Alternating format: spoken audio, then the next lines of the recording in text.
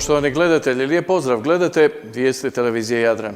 Okupili su se članovi legendarnog kluba Taekwondo koji su bili pozitivna snaga Splita i Dalmacije od srpnja 1991. a dijeliš atmosfere donosimo u prilogu.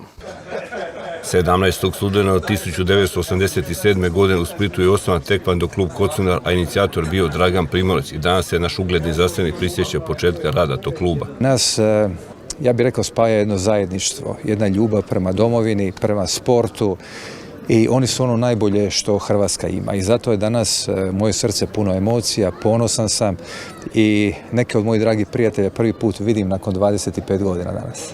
Cijeli naš prvi tim je već 90. godine bio uključen u razne aktivnosti, jer to je bio period, ta prelazna faza, stigli su novi demokratski izbori, nije bilo povjerenja u tadašnju, ja bih rekao, aktualnu strukturu i mi smo zapravo sudjelovali u nizu akcija koje su bile važne kako bi Hrvatska imala svoju budućnost. Jedno od tih koje je najpoznatiji hrvatskoj javnosti je i osiguranje Europskog atletskog prvenstva, koje je u toj fazi zapravo bilo ugroženo, jer se nije znalo da li će se ono kao tako bojkotirati i to je bio period, točnije 14. siječnja 1991. godine, kad u pričuvni sastav Hrvatske policije se uključuje cijeli prvi tim Taekwondo klub Kocunara.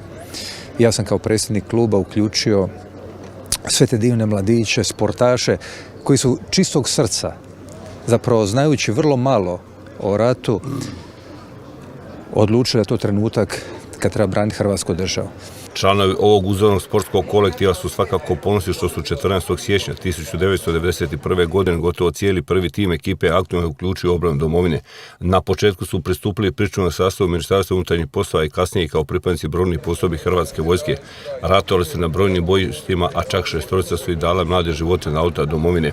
Framile Mamić, Nenad Režić, Vedran Lasić, Grgo Krištić, Igor Bravović te Goran Kliškić. Tu su dragovoljci Domovinskog rata, veterani, istinski domoljubi, pravi ljudi, a onda i među nama je i svjetski poznati znanstvenik i doktor Dragan Primorac.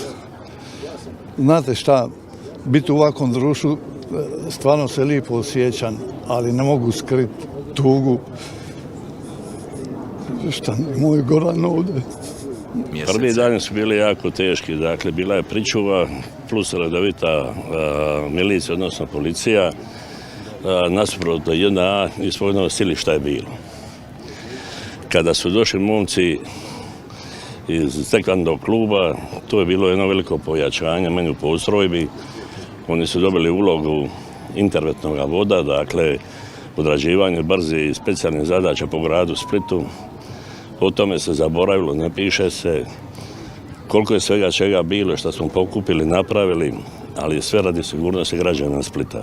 Taj klub je posebna priča, on, kako reče Buža prije, to su najbolji sinovi ovoga grada koji su predvođeni evo sa dvojicom braće i sa mojim bratom pokojnim i sa ovim dečkima, ovih 6 momaka, vitezova 6, koji su dali svoje živote, koji se nisu šparali ni u jednom trenutku. Evo Goran Kliškić koji je 3 puta ranjen, 2 puta izlazio iz bolnice, još nije ni zacijelio, odlazio na front. To je prepoznatljivost tog duha koji je stvaran u ovom klubu i koji je, kako Buža reče, gdje god je bilo nešto, gdje se god događalo nešto nacionalno, ti momci su bili tu i po njima se tuklo. Evo, Damir umalo nije glavu izgubio ovdje, Buža na 5 drugih mjesta i svi ostali. Znači, oni su bili tu u svakom pogledu. Gledajte, to je vrijeme s kojim se možemo definitivno ponositi. Odjenili su za kraj i svoja kimona, godine su učinili svoje, no i danas su bili spremni stati na brani domovine, u to ne sumnjamo.